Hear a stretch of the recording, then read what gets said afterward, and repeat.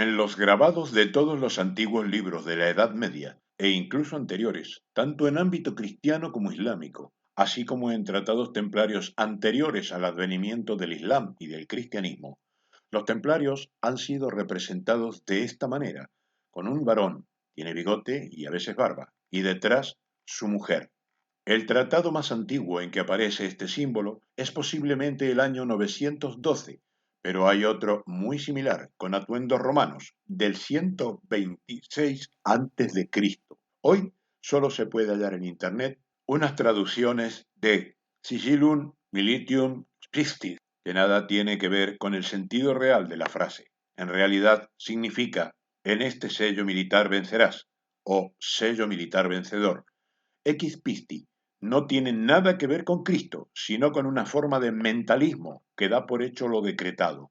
Este símbolo no debe interpretarse ni usarse como un amuleto que bastaría con llevarlo, sino como un recordatorio de que para vencer en la batalla o crear la realidad que deseas, debes cumplir con todos los preceptos que hacen al verdadero templario. En muchos tratados, más o menos recientes, libros de investigadores que no son templarios, como en imágenes comerciales de este sello, en la letra G suele aparecer una estrella de 6 puntas. Es la marca que los esclavistas ponen en toda la simbología de órdenes infiltradas por sus agentes, ya sean templarias, teosóficas, antroposóficas, etc.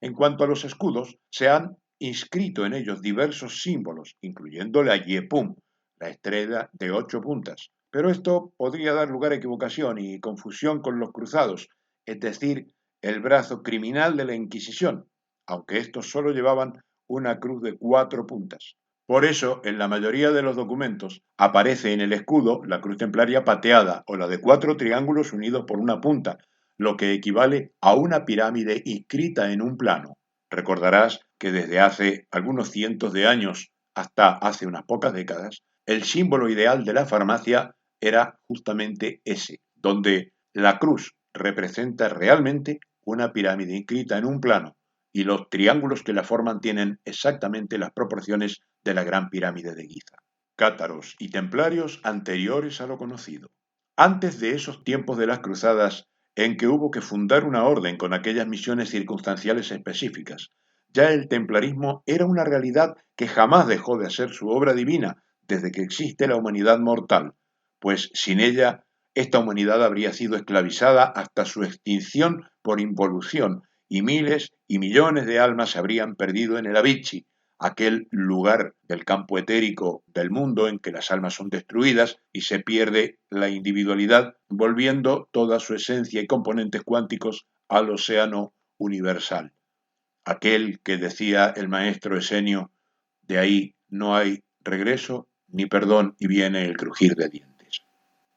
Entre las pruebas más antiguas encontramos los frisos del templo de Medinet Tabu, hallados después de 2010, enterrados. Se trata de una colección, posiblemente la más completa en la antigüedad, de los modelos de cruces templarias que representan muchas cosas de orden esotérico, pero también tecnológico. Estas cruces son parte de la primera construcción de Egipto, de lo que se expone en la cronología más ampliamente en el libro La Nueva Egiptología, pero en una época mucho más reciente, ya bajo el gobierno de los Ptolomeo, los templarios se hicieron cargo en varias ocasiones del cuidado y restauración de aquellas antiguas escuelas de iniciación.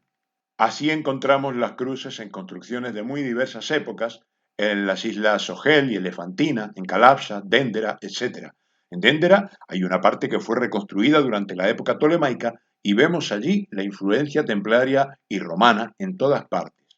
Además, vemos el símbolo templario como jeroglífico en todos los templos egipcios, en los más diversos contextos y de la más variada antigüedad.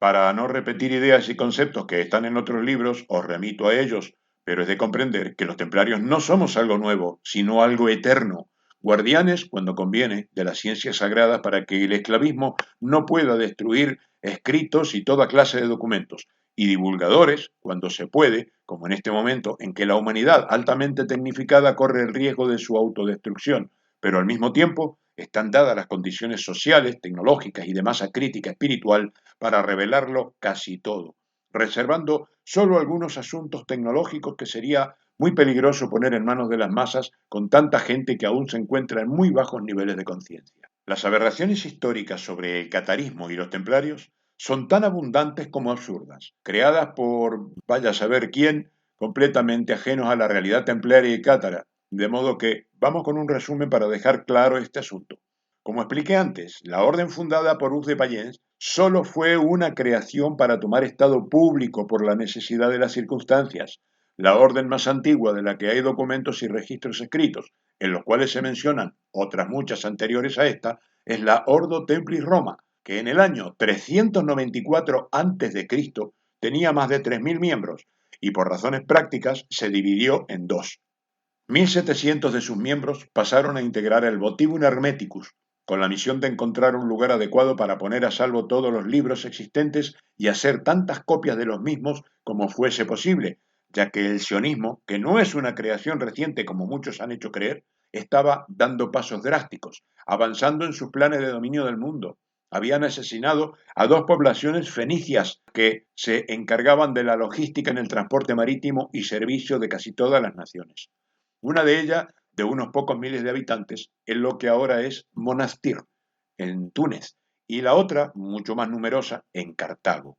Los esclavistas tomaron completamente esta ciudad y la convirtieron en su capital de las utilidades prácticas, mientras que Judea seguía siendo el de las utilidades políticas.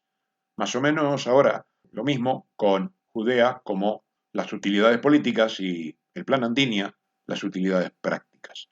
Esto dio lugar a las guerras púnicas, que paradójicamente acabaron gracias a Aníbal, cuya historia real es muy diferente al cuento oficial, porque al recordar el juramento que le habían hecho hacer con solo 7 años de destruir Roma, y habiendo descubierto que el enemigo no era ni remotamente lo que le habían contado, enterró por un tiempo su espada, estando a medio día de camino de una Roma desprotegida merced a su gran inteligencia en la estrategia.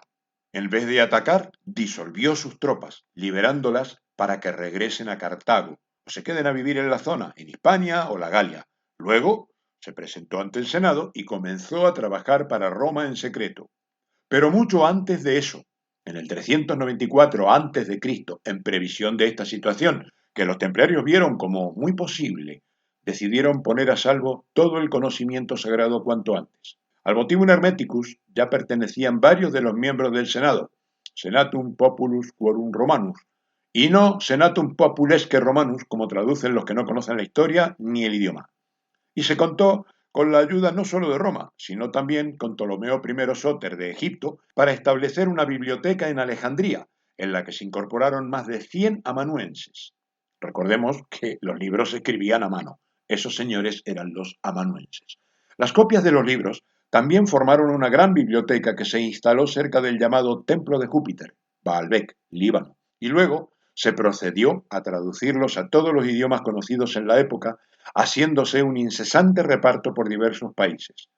Pero no solo se protege el conocimiento teórico, sino que los templarios han sido a lo largo de todos los tiempos eminentemente prácticos, por lo que los maestros más avanzados han promovido los más diversos experimentos tecnológicos, científicos y de acción social. Tras el proceso de caída de Roma, con Constantino como inventor de la partitocracia en el año 306, luego la fundación de la Iglesia Católica en el 325 y la primera banca privada, la Banca Bizancia, en el 326, las persecuciones a los templarios arreciaron de tal manera que se hizo imposible cualquier acción pública. Una de las primeras órdenes de Constantino, antes del concilio de Nicea, consistió en 2 acciones simultáneas que se llevaron a cabo el martes 13 de octubre del 324, la destrucción del templo de todos los dioses de Roma, en que se manifestaba la plena libertad de culto con la sola prohibición de decir o promover la idea de que tu Dios es superior al de otro. Junto con esta orden, el asesinato de todos los templarios que se pudieran detectar en cualquier lugar. Así que la persecución en la Edad Media no fue más que una extensión de estas acciones esclavistas contra la orden que había tomado Estado público. Una batalla más en esta guerra que llamamos Kama Manásica o Guerra del Alma, entre el esclavismo y los liberadores. Kama Manásica, de Kama, en sánscrito, estrato o región, manas, alma. Desde su inicio hasta el siglo XV, la Iglesia ha sido un campo de batalla de esta guerra, porque tanto intentaban sionistas y católicos a su servicio infiltrar las órdenes templarias, como templarios se han logrado infiltrar en la Iglesia para reconducirla hacia el cristianismo original. Pero en el siglo VII, cuando las aguas internas estaban en ebullición, pero externamente el campo político en Europa tenía otras distracciones, los templarios estaban creciendo en número y con una gran cantidad de lugares funcionando como asentamientos, discretos pero bien fortificados. Entonces, poco antes del año 800, al mismo tiempo que la oscuridad creaba la Inquisición, surgió la idea de hacer un experimento social, voluntario, entre los propios templarios, para comprobar y demostrar que si se vivía todo el tiempo bajo la estricta enseñanza templaria, que es exactamente la que enseñó nuestro hermano mayor, el maestro Jesús el Esenio, se podía producir la ascensión, es decir, alcanzar la vida eterna, el paso al reino crístico, que no es la muerte, pues no se deja cadáver. Dale like, suscríbete al canal y continúa adquiriendo estos preciosos conocimientos templarios.